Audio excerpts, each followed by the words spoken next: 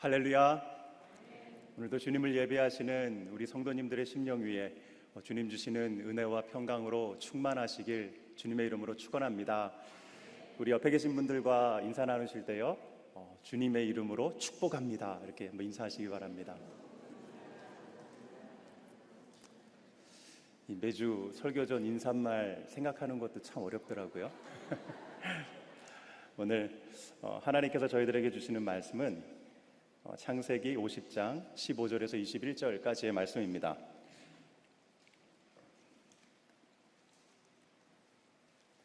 구약성경 창세기 50장 15절에서 21절까지의 말씀인데요, 다 찾으셨으면 자매님들과 형제님들이 한 절씩 교독하시고 마지막 절은 다 함께 읽도록 하겠습니다. 읽기를 시작합니다. 요셉의 형제들이 그들의 아버지가 죽었음을 보고 말하되, 요셉이 혹시 우리를 미워하여 우리가 그에게 행한 모든 악을 다 갚지나 아니할까 하고 요셉에게 말을 전하여 이르되, 당신의 아버지가 돌아가시기 전에 명령하여 이르시기를, 너희는 이같이 요셉에게 이르라. 내 형들이 내게 악을 행하였을지라도 이제 바라건대 그들의 허물과 죄를 용서하라 하셨나니, 당신 아버지의 하나님의 종들인 우리 죄를 이제 용서하소서 하매, 요셉이 그들이 그에게 하는 말을 들을 때에 울었더라. 그의 형들이 또 친히 와서 요셉의 앞에 엎드려 이르되, 우리는 당신의 종들이니이다. 요셉이 그들에게 이르되, 두려워하지 마소서. 내가 하나님을 대신하리이까.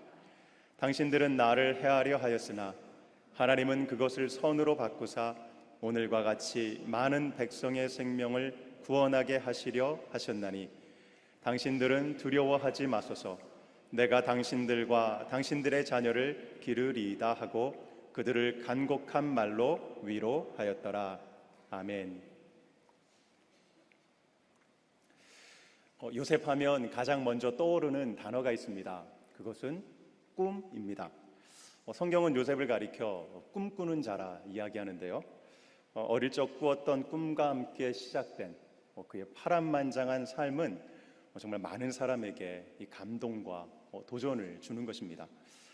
형제들에 의해 노예로 팔려온 히브리 소년이 온갖 시련을 겪은 후에 드디어 이집트의 총리가 되는 이 인생 역전과도 같은 그의 삶은 고난과 역경 가운데 있는 이들에게 용기와 희망을 주기도 하는데요, 하지만 한편의 드라마와 같은 이 요셉의 인생 성공 이야기보다 요셉의 삶이 주는 더 큰 도전과 감동은 그가 용서의 열매를 맺는 삶을 살았다고 하는 것입니다. 요셉의 삶을 자세히 들여다보면 그가 정말 용서해야 할 사람들이 참 많았구나라는 생각을 해보게 됩니다. 4명의 부인을 둔 아버지로 인해 가정은 언제나 대립과 갈등이 있었습니다. 거기다 자신만을 편애하는 그 아버지로 인해 형들의 미움을 사게 되었으니 그것도 어찌 보면 이 원망의 이유가 될 수 있었을 것입니다. 그런 아버지에 대한 미움과 원망이 있을지 몰랐다고 하는 것입니다. 또한 자신을 모함하고 누명을 씌워 이 감옥에 갇히게 한 보디발의 아내에 대한 미움도 있었을 것입니다. 정말 자기가 한 일이라고는 아무것도 없었는데 이 보디발의 아내로 인하여서 그가 이 감옥 생활을 하게 되었다고 하는 것입니다. 그리고 또 성실하게 일하였고 정직하게 주인을 섬겼음에도 자신을 믿어주지 않는 이 보디발에 대한 섭섭한 마음도 있었을 것입니다. 그리고 감옥에서 만난 이 왕의 술 맡은 관원장에게 이제 그의 복직될 것을 알려주면서 자신의 누명을 좀 풀어달라 그렇게 애원하였건만, 이 자신을 잊어버린 그 관원장에 대한 섭섭함과 이 배신의 마음도 있었을지 모른다고 하는 것입니다.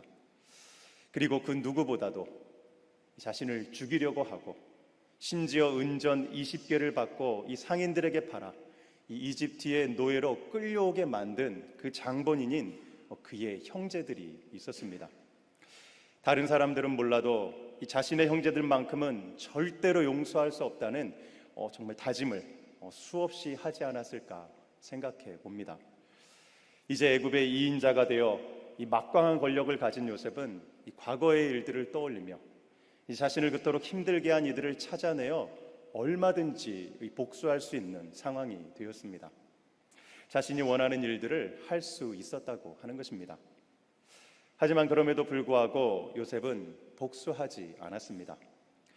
더욱이 요셉은 도무지 용서할 수 없을 것 같았던 자신의 형제들까지도 용서함으로써 진정한 용서의 사람이 될 수 있었다고 하는 것입니다.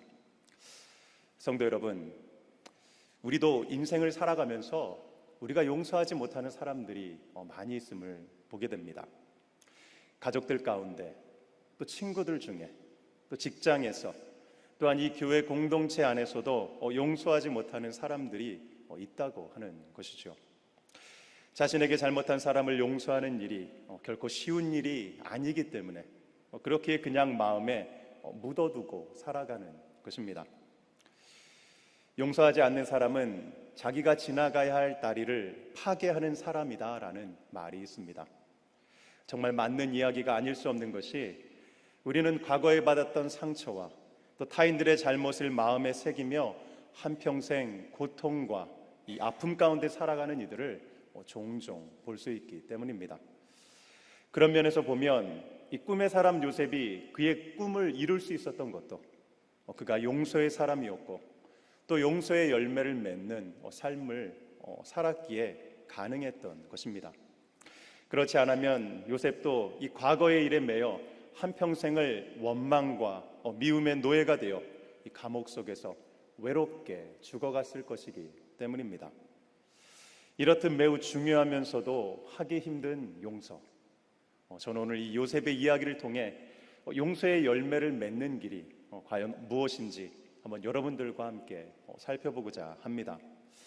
용서의 열매를 맺는 삶, 그것은 바로 자기 안에 긍휼의 마음을 갖는 것입니다. 오늘 말씀은 이 야곱의 죽음으로부터 시작합니다. 아버지가 죽자 그의 아들들은 동요하기 시작합니다. 그 이유는 그들의 보호막이 사라졌기 때문입니다. 아버지가 살아계셨을 때에는 숨고 기댈 수 있는 보호막이 되어주었는데, 이제 그 보호막이 사라진 것을 깨닫자 이 형제들의 마음속에 두려움이 몰려온 것이었습니다. 지난날 자신들이 저지른 악행에 대해 이 요셉이 복수하지는 않을까 하는 염려였다고 하는 것입니다. 오늘 본문에 앞서 이 야곱의 장례식에 관한 말씀이 나오고 있습니다. 그러니까 야곱의 시신을 이제 가나안 땅으로 모셔 그곳에 장사하는 것이었는데요. 이 유대의 역사학자 요세푸스에 따르면 이 요셉의 형제들이 아버지의 장례를 다 치르고는 이제 애굽으로 돌아오지 않으려고 했다고 그렇게 전해주고 있습니다. 이유는 애굽으로 내려왔다가 큰 벌을 받게 될지 몰랐기 때문입니다. 그러니까 그만큼 요셉을 두려워했다는 것을 알 수가 있습니다. 이제 그런 상황에서 형제들은 요셉에게 용서를 구하게 됩니다. 아버지 살아생전의 유언을 이야기하며 자신들을 용서해 줄 것을 간청하는 것입니다. 16절과 17절에 요셉에게 말을 전하여 이르되 당신의 아버지가 돌아가시기 전에 명령하여 이르시기를 너희는 이같이 요셉에게 이르라 내 형들이 내게 악을 행하였을지라도 이제 바라건대 그들의 허물과 죄를 용서하라 하셨나니 당신 아버지의 하나님의 종들인 우리 죄를 이제 용서하소서 하매 요셉이 그들이 그에게 하는 말을 들을 때에 울었더라 말씀합니다. 한번 생각해 보면 형제들이 전하는 말이 과연 사실이었을까 하는 그러한 의문이 이제 생기는데요. 정말 야곱이 자신의 죽음 후에 일어나게 될지 모르는 그 형제들 간의 비극을 막고 싶었다면 누구에게 이야기해야 하는 것입니까? 바로 칼자루를 쥐고 있는 요셉에게 이야기해야 합니다. 요셉아, 내가 죽더라도 부디 형들을 해하지 말고 용서해줘라 라고 요셉에게 당부했어야 한다고 하는 것입니다. 아니면 죽기 직전 이 아들들이 다 모인 그 자리에서라도 요셉과 형제들에게 과거의 일은 다 잊고 이제 정말 사이좋게 지내라며 신신당부했어야 했다고 하는 것입니다. 그런데 그렇게 중요한 이야기를 이 형들에게만 전했다고 이야기합니다. 그리고 16절에 보면 형제들이 아버지가 돌아가시기 전에 명령하였다는 말을 이 요셉에게 전하고 있습니다. 명령은 매우 강한 어법입니다. 그러니까 듣는 사람이 반드시 따라야 한다는 전제를 가지고 말하는 것이 명령이라고 하는 것입니다. 그러니까 이것은 형제들이 요셉에게 이 아버지의 명령이므로 반드시 따라야 한다는 것을 아주 강조하여 이야기하는 것입니다. 그런데 지나치게 강조하는 것이 오히려 더 수상하게 보입니다. 그러니까 이런저런 정황으로 봐서는 이 형제들의 말이 사실이 아니었을 확률이 더 높다고 하는 것입니다. 물론 자녀들이 화목하게 지내는 것을 원치 않는 부모는 없겠지만 야곱이 그런 명령을 내렸다는 말은 거짓말이었을 것이라는 것입니다. 그러니까 형제들이 살기 위해 지금 발버둥을 치고 있습니다. 그런 형들의 모습을 보며 이 요셉이 보인 반응은 무엇입니까? 그것은 우는 것이었습니다. 왜 우는 것일까요? 그것은 형들이 불쌍해서 우는 것입니다. 이미 창세기 45장에서 이 요셉은 형제들에 대한 용서를 선언하였습니다. 그런데 형제들은 아직도 이 요셉의 진심을 몰라주는 것입니다. 그리고 창세기 45장 5절에서 이 만민을 구원하시기 위한 하나님의 구원 계획을 형제들에게 알려주며 근심하지 말고 염려하지 말라 위로하였음에도 이 형제들은 하나님의 은혜와 그분의 선하신 계획들을 이해하지 못하고 있었다는 것입니다. 또한 하나님을 믿고 의지하며 사는 것 같았는데 형제들은 하나님보다도 그의 육신의 아버지를 더 의지하며 살고 있었던 것이었습니다. 그런 형제들이 인간적인 꾀를 내어 살고자 하는 모습을 볼 때에 이 요셉의 마음속에 불쌍한 마음이 일어났다고 하는 것입니다. 그러니까 긍휼히 여겼다고 하는 것이죠. 얼마나 두려우면 저런 것일까? 오죽이나 살고 싶으면 이 돌아가신 아버지까지 팔면서 저러는 것일까? 그리고 잘 모르니까 저러는 것이라는 그 긍휼의 마음이 요셉의 마음에 있었다고 하는 것입니다. 그런 형제들을 보니 불쌍하여 요셉은 울고 말았습니다. 예수님께서 예루살렘 성에 입성하실 때의 일을 누가복음은 이렇게 전하고 있습니다. 누가복음 19장 41절과 42절인데요. 예수님께서 가까이 오사 성을 보시고 우시며 이르시되 너도 오늘 평화에 관한 일을 알았더라면 좋을 뻔하였거니와 지금 내 눈에 숨겨졌도다. 예수님께서 예루살렘 성을 보시며 우시는 이유는 예수님을 통하여 용서와 화해의 손을 내미시는 이 하나님의 뜻을 알지 못하고 오히려 예수님을 배척하고 끝내 불순종하는 유대인들 때문이었습니다. 길이요 진리요 생명이 되시는 예수 그리스도를 알지 못하고 이 멸망의 길로 향해 달려가는 이 자신의 백성들이 너무도 불쌍하여 우셨다고 하는 것입니다. 또한 예수님께서 십자가에 달리셨을 때에도 예수님은 이렇게 기도하셨습니다. 누가복음 23장 34절입니다. 이에 예수께서 이르시되 아버지 저들을 사하여 주옵소서 자기들이 하는 것을 알지 못함이니이다 하시더라. 예수께서 자신을 십자가에 못 박고 조롱하는 이들을 보시며 불쌍히 여기시고 아버지 저들의 죄를 용서하여 주옵소서 자기들이 하는 것을 알지 못합니다 라고 간구하시는 것입니다. 무지하여 진리를 알지 못하고 자신을 배척하고 조롱하고 핍박하는 이들을 불쌍히 여기시는 긍휼의 마음이셨다고 하는 것입니다. 성도 여러분, 나에게 상처 주고 이 고통을 준 이들을 생각하면 정말 괘씸하기 짝이 없습니다. 받은 그대로 아니 그 이상 몇 곱절로 되돌려주고 싶은 것이 이 죄성을 가진 인간의 마음입니다. 하지만 나와 같은 죄인까지도 불쌍히 여기시고 눈물을 흘리셨던 그 예수님의 마음을 본받아 상처 주고 고통을 준 이들을 불쌍히 긍휼히 여길 때에 저와 여러분도 그들을 용서할 수 있는 힘이 생긴다고 하는 것입니다. 오죽하면 그랬을까? 정말 잘 몰라서 저러는 것이겠지. 여러분 한번 따라해 볼까요? 오죽하면 저럴까? 왠지 이렇게 한숨을 쉬시면서 오죽하면 저럴까 하시는데요. 잘 몰라서 그러는 거지. 혹시 여러분 누군가 나에게 잘못하는 사람이 있을 때 마음속으로 한번 이러한 단어들을 한번 되뇌어 보시기 바랍니다. 오죽하면 그랬을까? 잘 몰라서 그러는 거지. 바로 그와 같은 긍휼의 마음으로 우리가 상대를 바라볼 때 나를 아프게 한 이들을 이해하고 용서할 수 있다고 하는 것입니다. 예수 그리스도의 긍휼의 마음이 저와 여러분 모두에게 충만히 임하시길 간절히 소원합니다. 용서의 열매를 맺는 두 번째 길은 내가 하나님을 대신하지 않는 것입니다. 용서를 구하는 형제들에게 요셉은 이렇게 대답합니다. 19절인데요. 요셉이 그들에게 이르되 두려워하지 마소서, 내가 하나님을 대신하리이까. 여기서 내가 하나님을 대신하리이까 라는 것은 내가 하나님이 되어서 이 당신들을 벌 주겠습니까? 라는 의미를 가지고 있습니다. 이것은 오직 하나님만이 심판하실 수 있음을 인정하는 것인데요. 한번 생각해 보면 요셉도 정말 본전 생각나지 않았을까 하는 마음이 있습니다. 요셉이 애굽의 총리가 되어 형제들을 만났을 때에는 이 가족 상봉의 기쁨과 감격 때문에 옛날 일을 다 덮어두고 있었을지도 모릅니다. 거기다 아버지를 생각해서 이 형제들에 대한 죗값을 묻지 않았었을 수도 있습니다.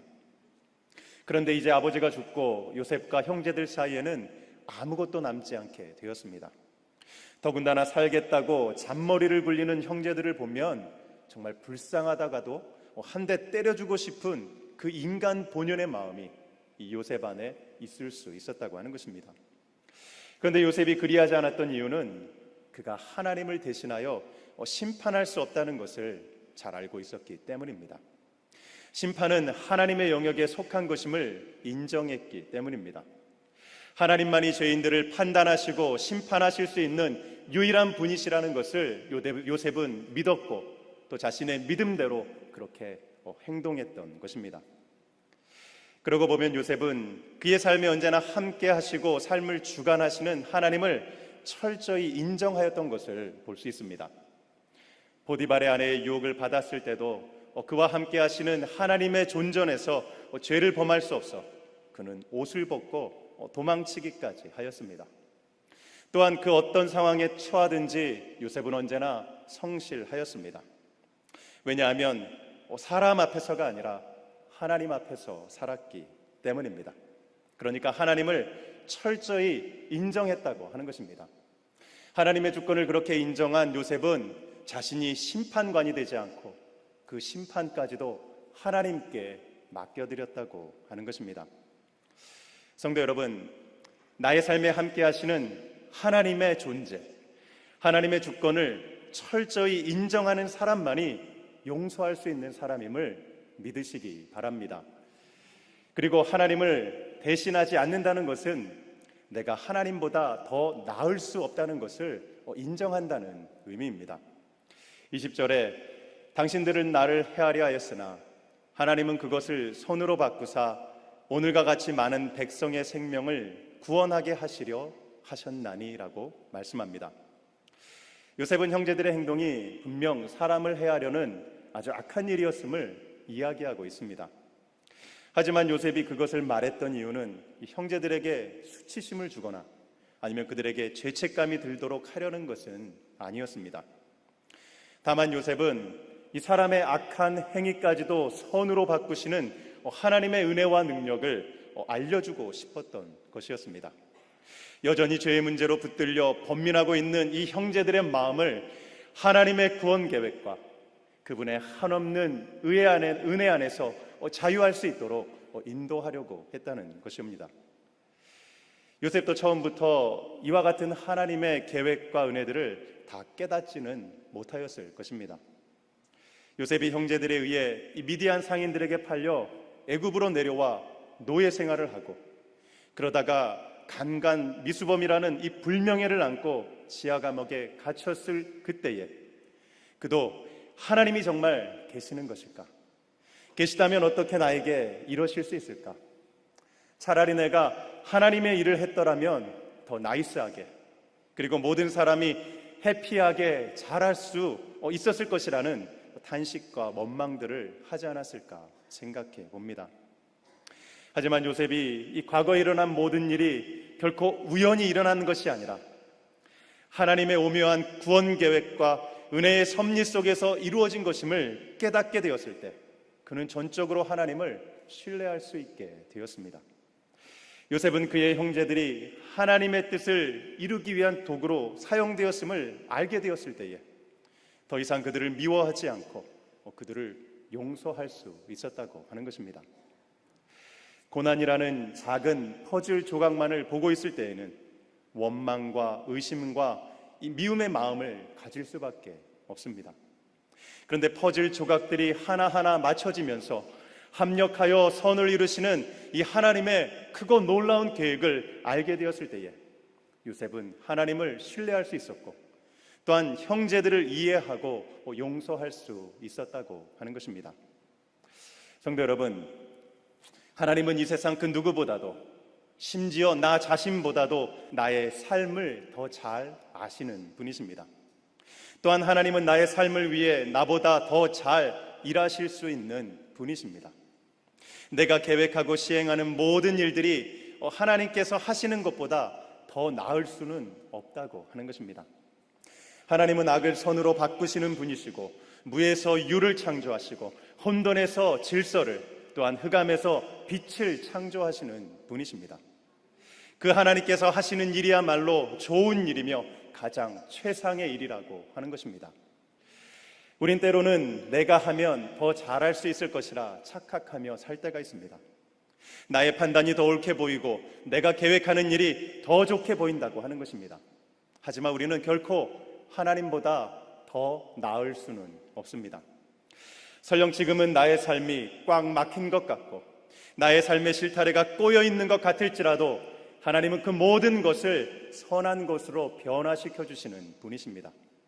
그것을 믿을 때에만 우리는 우리의 삶을 하나님께 맡겨드릴 수 있다고 하는 것입니다. 요셉이 당하는 것 같은 그 고난의 시간 속에서도 하나님께서 행하실 놀라운 은혜의 일들을 소망하며 주님을 의지할 수 있는 것입니다. 성도 여러분, 누군가 우리에게 말할 수 없는 고통과 어려움을 줄 때에 그것을 받아들이는 것은 결코 쉬운 일이 아닙니다. 나에게 고통의 원인을 제공한 사람은 말할 것도 없고 심지어 그와 같은 상황이 일어나도록 허락하신 하나님께도 원망하는 저희들의 모습을 저희는 볼 수가 있습니다. 하지만 하나님은 나보다 더 잘 하시는 분이십니다. 더 좋은 결과를 만들어주시는 분이십니다.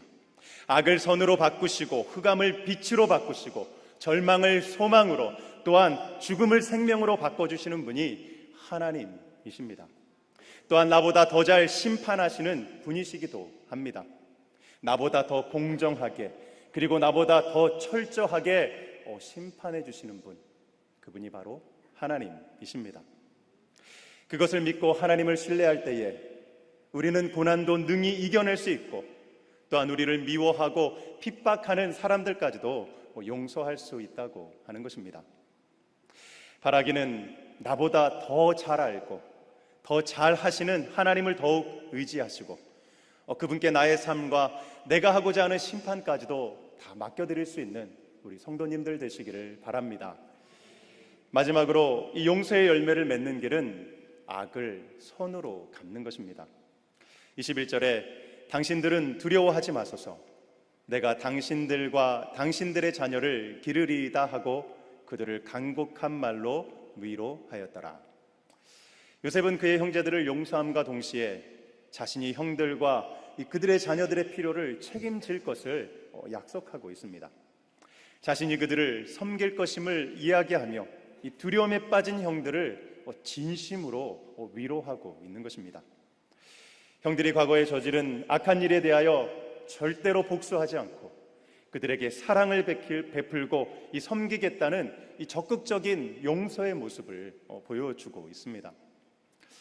요셉의 입장에서 다시 한번 생각해 보면 이 소극적인 용서의 길을 선택할 수도 있었을지 모릅니다.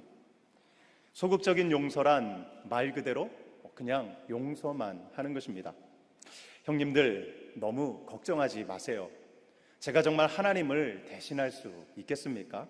저는 다 용서했으니 이제 과거는 잊고 편하게 사세요 라고 정말 나이스하게 용서를 해줄 수도 있습니다. 하지만 그 후로는 형들과 그 어떤 접촉도 갖지 않는 것입니다. 나란 일이 바쁘다는 핑계로 더 이상 그들을 만나지도 않고 관계하지도 않는 것입니다. 많은 경우에 우리가 하는 용서라는 것이 이와 같은 유형의 용서일 때가 참으로 많이 있습니다. 나에게 잘못한 사람을 향해 지나간 일을 다 잊었으니 너도 편하게 생각해라. 괜찮아, 그럴 수도 있지. 나 다 용서했어 라고 말하기는 하지만 그 후로는 그 사람과의 관계가 소원해지는 것입니다. 멀어지는 것이죠. 다시는 접촉하지 않는 것입니다. 그러니까 엄밀히 말하면 진짜 용서했다고는 말할 수 없는 것입니다. 겉으로는 용서한 것 같았지만 마음으로는 진정으로 용서하지 못한 것이라는 이야기입니다. 마치 남한과 북한이 서로 물고 뜯는 싸움은 하고 있진 않지만 언제든지 전쟁이 일어날 수 있는 이 휴전 상태인 것과 같은 휴전 상태에 있는 것과 같은 그러한 상황이라고 하는 것입니다. 그러니까 그것은 진정한 화해와 용서라고 말할 수는 없습니다. 그런데 하나님께서 그의 자녀들에게 요구하시는 그 용서의 수준은 그런 소극적인 용서가 아닙니다. 더 적극적인 사랑을 통하여 용서의 맺기를 원하시는 것, 그것이 바로 하나님의 뜻이라고 하는 것입니다.